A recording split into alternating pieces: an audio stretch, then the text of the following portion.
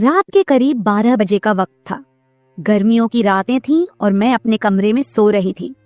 अचानक मेरे कमरे के दरवाजे पर दस्तक हुई। पहले तो मैं थोड़ा डर गई, लेकिन फिर सोचा शायद मेरा भाई ही होगा, क्योंकि घर में मेरे और भाई के अलावा कोई और नहीं था। मैंने उठकर दरवाजे की ओर कदम बढ़ाए। दरवाजा खोलते ही मैंने बाहर झांका, लेकिन वहां कोई नहीं था। मैंने सोचा शायद ये मेरा वहम होगा। मैं वापस बिस्तर पर लेटने लगी। अचानक दरवाजे पर फिर से पहले से भी ज्यादा जोर की दस्तक हुई। मैंने कांपती हुई आवाज में पूछा, कौन है? लेकिन कोई जवाब नहीं आया। डरते हुए मैंने दोबारा दरवाजा खोला और वहां मेरा भाई खड़ा था। उसने मुझसे कहा, क्या हुआ दीदी, इतनी घबराई हुई क्यों लग रही हो? वो मुझे आज कुछ अजीब सी नजरों से देख रहा था। मैंने सोचा शायद मैं ही ज्यादा सोच रही हूँ, लेकिन मुझे क्या पता था कि उस रात कुछ ऐसा होने वाला था जिसने मेरी पूरी जिंदगी को बर्बाद कर दिया, जिसे मैं चाहकर भी कभी भूल नहीं पाई। अब मैं आपको अपनी जिंदगी का वो सच बताने जा रही हूँ जिसे मैंने आज तक सबसे छुपा कर रखा था। यह सच ऐसा है जो मेरी हर रात की नींद और हर दिन का सुकून छीन ले गया। इसे सुनने के बाद शायद आपकी रूह कांप उठेगी। दोस्तों, कहानी सुनने से पहले दिल थाम कर बैठिएगा, क्योंकि कहानी बहुत ही खतरनाक होने वाली है। अगर चैनल पर पहली बार आए हैं तो चैनल को सब्सक्राइब जरूर कर लीजिएगा। तो चलिए कहानी शुरू करते हैं। मेरी उम्र 20 साल हो चुकी थी और मैंने नया नया जवानी की दहलीज पर कदम रखा था। मैं कॉलेज में सेकेंड ईयर की पढ़ाई कर रही थी। उन दिनों गर्मी का मौसम था और हमें कॉलेज से छुट्टियां मिल गई थीं। रोज की तरह आज भी पूरे घर की सफाई करने के बाद मैं अपने बिस्तर पर आराम कर रही थी। थकान से चूर होकर ऐसा लग रहा था जैसे पूरा बदन अकड़ गया हो। मैं अपने बिस्तर पर लेटकर सुकून पाने की कोशिश कर रही थी और हाथों से अपने सिर की मसाज कर रही थी।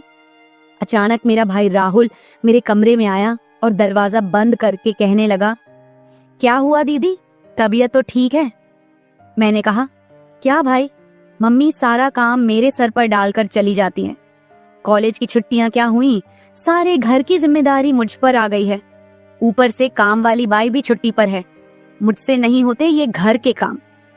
मेरी बात सुनकर वह मेरे पास आकर बैठ गया और कहने लगा, मेरी प्यारी बहन, कोई बात नहीं, मैं अभी तुम्हारे लिए दूध लेकर आता हूँ, उसे पियोगी तो सुकून मिल जाएगा। राहुल की बात सुनकर मैं मुस्कुरा दी और कहा, बस तुम खाना बाहर से ले आना, मैं थोड़ी देर सोऊंगी तो मेरी तबीयत कुछ बेहतर हो जाएगी। राहुल कमरे से निकल गया। कुछ देर बाद ठंडे दूध के गिलास के साथ वह वापस आया। मुझे उस पर बहुत प्यार आया। दुनिया में बहुत कम ही ऐसे भाई होते हैं जो अपनी बहनों का इतना ख्याल रखते हैं। मैं उसे ढेर सारा आशीर्वाद देने लगी और उसका लाया हुआ दूध पीने लगी। दूध पीने के बाद मैं अपने बिस्तर पर लेट गई। राहुल कहने लगा, चलो दीदी, मैं तुम्हारा सिर दबा देता हूँ, तुम सो जाओ। वह मेरे पास बैठ गया और अपने हाथों से मेरा सिर दबाने लगा। उसके हाथों से मुझे सुकून मिलने लगा और मेरे सर का दर्द भी कम हो गया था।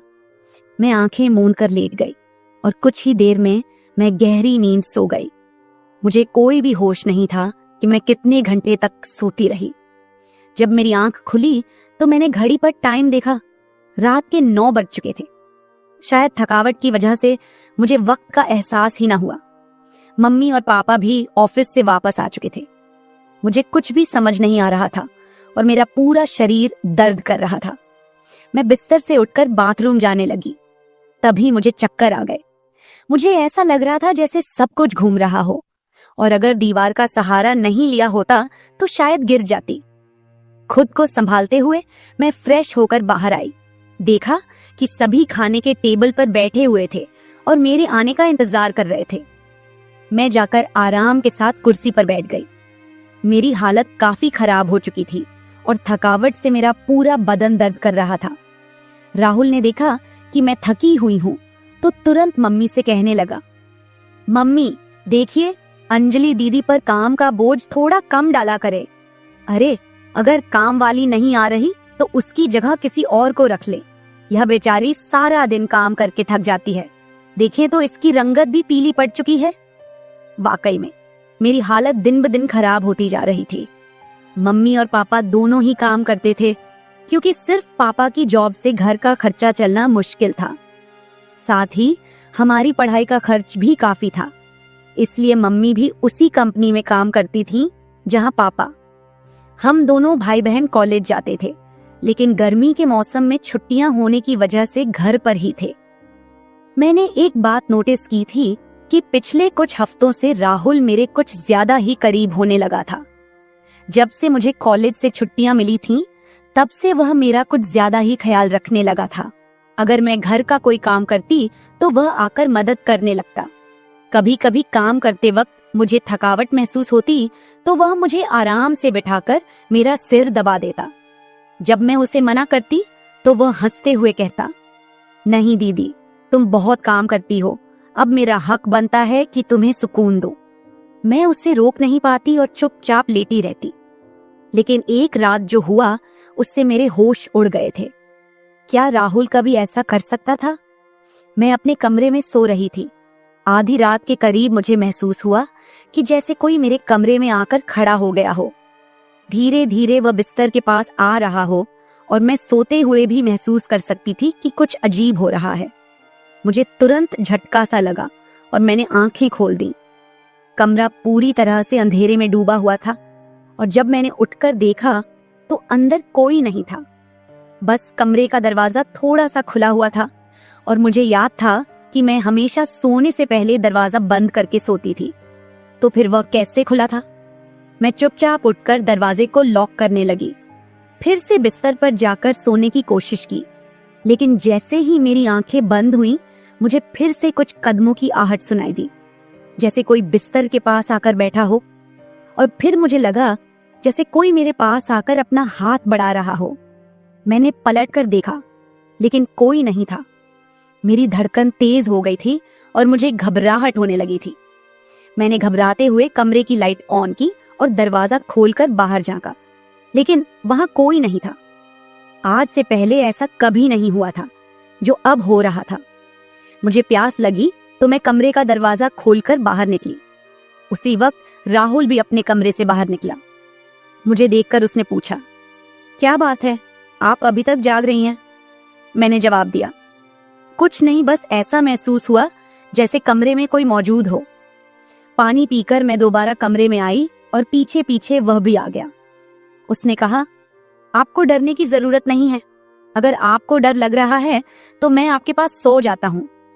मैंने उसे मना किया, नहीं, तुम्हें परेशान होने की जरूरत नहीं है, जाओ और आराम करो।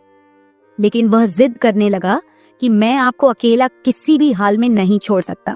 आपकी तबीयत खराब हो सकती है, मैं आपको तकलीफ में नहीं देख सकता।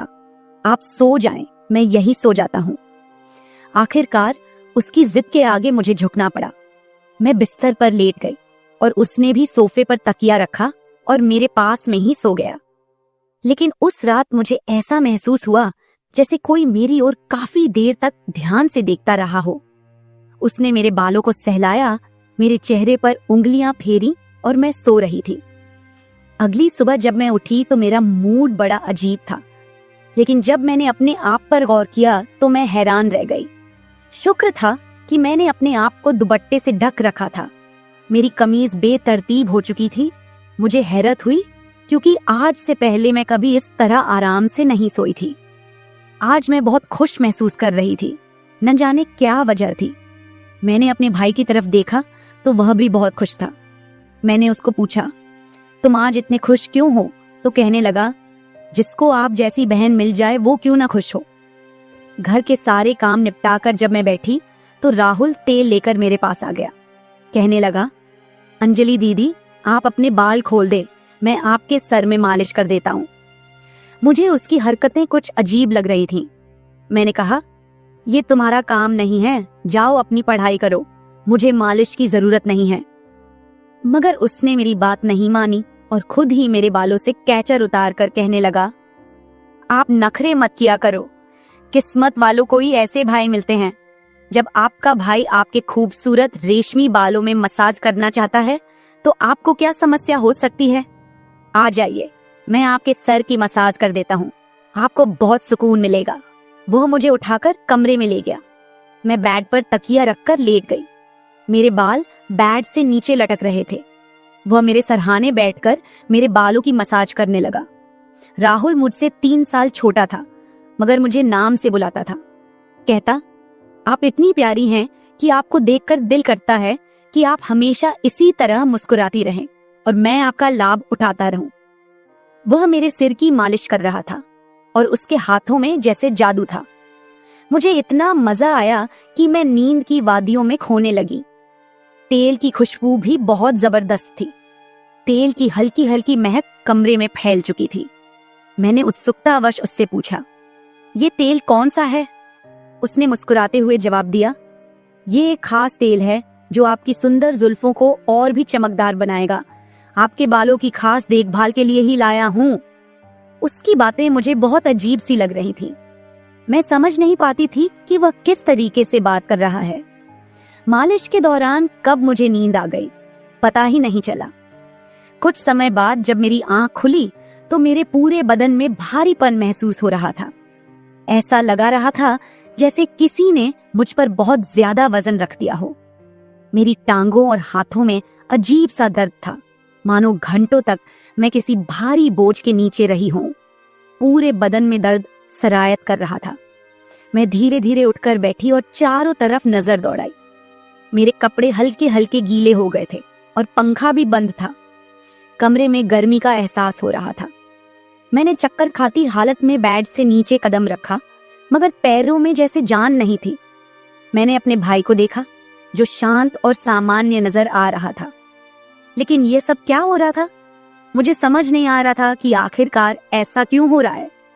बड़ी मुश्किल से खुद को घसीटते हुए मैं बाथरूम पहुंची और फ्रेश होकर आई। आईने में अपनी हालत देखी तो ऐसा लगा जैसे मैं पूरी रात सोने की बजाय किसी मेहनत वाले काम में जुटी रही हूं। जब मैं कमरे से बाहर निकली तो मुझे हल्की हल्की फुसफुसाने की आवाजें सुनाई दी।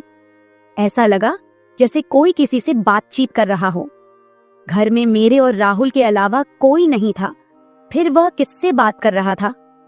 प्यास लगने के कारण मैं पहले किचन में पानी पीने गई, लेकिन तब तक आवाजें आनी बंद हो चुकी थीं। जैसे ही मैं किचन के दरवाजे के पास पहुंची, राहुल बैठक से बाहर निकलता दिखा। उसके हाथों में कई नोटों के बंडल थे और उसके चेहरे पर एक अजीब सी मुस्कान थी। मेरे माथे पर बल पड़ गए। उसने जैसे ही मुझे देखा चौंक गया। कहने लगा, दीदी आप उठ गईं। मैंने बिना जवाब दिए धीरे धीरे उसके करीब जाकर पूछा, ये पैसे कहां से आए? वह हड़बड़ा गया और तुरंत उन्हें अपनी जेब में डालने की कोशिश करने लगा। मैंने उसका हाथ पकड़कर उन पैसों को बाहर निकाला और सख्ती से पूछा, सच सच बताओ, इतने पैसे तुम्हारे पास कैसे आए? वह घबरा गया और कहने लगा, प्लीज पापा को मत बताना। ये पैसे पापा के एक दोस्त ने पुराने कर्ज के रूप में लौटाए हैं। मैंने सोचा था कि इनसे मोबाइल खरीद लूंगा। उसकी बात सुनकर मेरा गुस्सा 7वें आसमान पर पहुंच गया। मैंने उसे डांटते हुए कहा, क्या तुम्हें घर की हालत का जरा भी अंदाजा नहीं है? मम्मी पापा दोनों इतनी मेहनत कर रहे हैं और तुम इन पैसों से मोबाइल खरीदने की सोच रहे हो। उसने शर्मिंदा होकर पैसे मुझे थमा दिए। मैंने वो पैसे रात को पापा को दे दिए। उस रात राहुल ने मुझसे एक भी बात नहीं की और जल्दी सोने चला गया। मैं अगले दिन किचन में काम कर रही थी जब राहुल अपने दोस्तों के साथ घर में दाखिल हुआ। मैं जितनी हैरान होती उतना ही कम था, क्योंकि वह अपने दोस्तों को सीधा लाउंज में ही ले आया था। उस वक्त मैं दुपट्टा उतारकर बर्तन साफ कर रही थी। जब वह सब हंसते हुए अंदर आए, मैंने तुरंत दुपट्टा ऊपर लिया और फिर राहुल को समझाने लगी कि यह क्या तरीका है? तुम जानते हो इस वक्त मम्मी पापा घर नहीं हैं, फिर भी इन लोगों को घर ले आए हो। राहुल मुस्कुराते हुए बोला, दीदी ये घर मेरा भी है और आपको कोई दिक्कत नहीं होनी चाहिए। वैसे भी ये मेरे खास दोस्त हैं, आप उनके लिए खाना बना दें। वह मुझसे काफी नाराज हो चुका था, मगर अब मैं क्या करती? खाना तो बनाना जरूरी था। मैंने मजबूर होकर खाना तैयार किया और टेबल पर लगा दिया। मैंने गौर किया कि उसके दोस्त बार बार मुझे घूर कर देख रहे थे। वे सभी राहुल की उम्र से बड़े थे और अजीब तरीके से घूर रहे थे, जैसे कच्चा ही खा जाएंगे। मैं तुरंत अपने कमरे में चली गई और दरवाजा बंद कर लिया। उनके जाने के बाद मैंने राहुल से कड़े शब्दों में कहा, दोबारा तुम्हारे दोस्त इस घर में नजर न आए, नहीं तो मैं मम्मी पापा को सब बता दूंगी। राहुल ने कुछ पल मेरी ओर देखा और फिर मुस्कुराते हुए बोला, ठीक है, वो नहीं आएंगे, लेकिन आप मम्मी पापा को कुछ मत बताइए। मुझे राहुल की हरकतें कुछ मुश्किल सी लगने लगी थी, क्योंकि वह मुझे अजीब तरह से देखने लगा था। उस रात मैं बिस्तर पर लेटी थी और आराम करने की कोशिश कर रही थी। अचानक मैंने महसूस किया कि मेरे पैरों पर किसी का हाथ था। मैं हड़बड़ाकर उठी और देखा कि राहुल मेरे पैरों को अपनी गोद में रखकर मसाज कर रहा था। मैंने उसे ऐसा करने से मना किया, मगर वह कहने लगा, मैं जो कर रहा हूं मुझे करने दे। इस घर में एक मैं ही हूं जिसे आपकी इतनी फिक्र है। मम्मी पापा को तो बस अपने काम की पड़ी रहती है। खैर, मैं भी थक चुकी थी। आंखें बंद की और सोने लगी। राहुल के हाथों मसाज करवाने से मैं नींद की गहराई में खोने लगी थी, मगर जब मेरी आंख खुली तो मेरे होश उड़ गए। मेरा सर बुरी तरह चकरा रहा था। बिस्तर की चादर बिल्कुल बेतरतीब हो चुकी थी। बिस्तर पर एक पुरुषों की शर्ट और परफ्यूम रखा हुआ था। यह सामान किसका था? मैं तो कुछ भी बोल नहीं सकी। सर में इतनी तेज दर्द था कि मैं दोबारा बिस्तर पर गिर गई, जैसे मैं पूरी तरह होश में नहीं थी। मुझे अब समझ में आने लगा था कि जब भी मेरा भाई उस तेल से मेरे सर की मसाज करता था तो मुझे इतनी गहरी नींद क्यों आ जाती थी। मुझे पास में किसी की फुसफुसाहट सुनाई दे रही थी, मगर कौन बोल रहा था यह मैं पहचान नहीं सकी। मुझे तो बस राहुल की आवाज सुनाई दे रही थी। ऐसा लग रहा था जैसे वह मेरे कमरे में मौजूद हो और मुझे उठाने की कोशिश कर रहा हो, लेकिन मैं कुछ भी साफ नहीं देख पा रही थी। कुछ देर बाद जब मेरी आंख खुली तो सारा दृश्य मेरी नजरों के सामने घूमने लगा। मैंने सबसे पहले बेड की तरफ देखा, जहां शर्ट और परफ्यूम पड़े थे, मगर अब वहां कुछ भी नहीं था। आज फिर मेरी हालत बड़ी अजीब थी। मैं बच्ची तो नहीं थी जो ये सब कुछ समझ ना पाती। घर में मेरे और राहुल के अलावा और कोई नहीं था। फिर मेरे सोने के बाद ऐसा क्या होता था कि मेरा पूरा शरीर पानी से नहला दिया गया हो। सिर्फ इतना ही नहीं, मेरा शरीर दर्द से चूर था और रंगत भी बिल्कुल पीली हो चुकी थी। दिन ब दिन मैं कमजोर होती जा रही थी। उस दिन भी राहुल मेरे करीब आने की कोशिश कर रहा था, मगर मैं बहाना बनाकर अपने कमरे में आ गई थी। दिमाग में अजीब से विचार आने लगे थे। तबीयत भी काफी खराब थी। माँ ने मेरी हालत देखकर पूछा, क्या बात है, तुम ठीक नहीं लग रही हो। मैंने कुछ नहीं कहा। माँ ने कहा कि अगले दिन वे मुझे डॉक्टर के पास ले जाएंगी।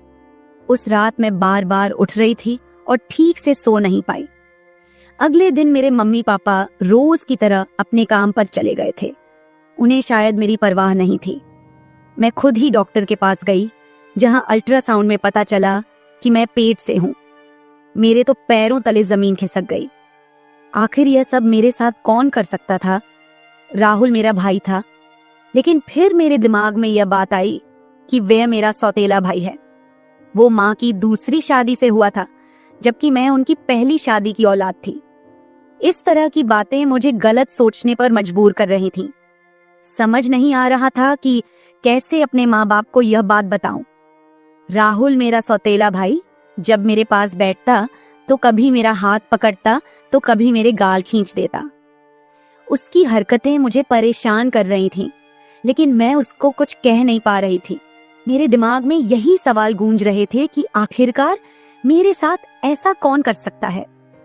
फिर मैंने एक दिन अपने कमरे में मोबाइल का कैमरा फिट करके रख दिया ताकि सच्चाई सामने आ सके। उस दिन हमारे माता पिता घर पर नहीं थे। राहुल फिर से मेरे पास आया और मेरे सिर की मालिश करने लगा। मैंने पूरी कोशिश की कि मैं ना सोऊं, लेकिन वह तेल इतना अजीब था कि मैं उसकी खुशबू से बेहोश हो गई। 1 घंटे बाद जब मेरी आंखें खुली तो माँ पापा घर लौट चुके थे। मैंने सबसे पहले कैमरे की रिकॉर्डिंग देखी। जो कुछ मैंने देखा वह मेरे होश उड़ा देने के लिए काफी था। राहुल मेरे कमरे में अपने दोस्तों को लाता था जो मेरे साथ बुरा व्यवहार करते थे। फिर अपना काम पूरा करने के बाद वे राहुल को पैसे देते और चले जाते। जब मुझे इस सच का पता चला तो मैं पूरी तरह से टूट गई। मैं गुस्से में अपने कमरे से बाहर आई और राहुल का गिरेबान पकड़कर मैंने उसे थप्पड़ मारने शुरू कर दिए। मेरी चीख सुनकर मम्मी पापा भी वहां आ गए। पापा ने मेरा हाथ पकड़ लिया और गुस्से में कहने लगे, क्या हो गया है? तुम इसे क्यों मार रही हो? होश में हो? क्या पागल हो गई हो? क्यों मार रही हो इसे? मैंने रोते हुए वीडियो दिखा दी कि यह जलील इंसान मेरे साथ क्या कर रहा था। वीडियो देखते ही माँ बेहोश होकर जमीन पर गिर गई। ये देखकर पापा को भी बहुत ज्यादा गुस्सा आया। उन्होंने राहुल को गुस्से में पकड़ लिया और उसे बुरी तरह पीटना शुरू कर दिया। उसके मुंह और नाक से खून बह रहा था। राहुल ने गुस्से में कहा, मैंने इसे कभी भी अपनी बहन समझा ही नहीं। मुझे पैसों की जरूरत थी।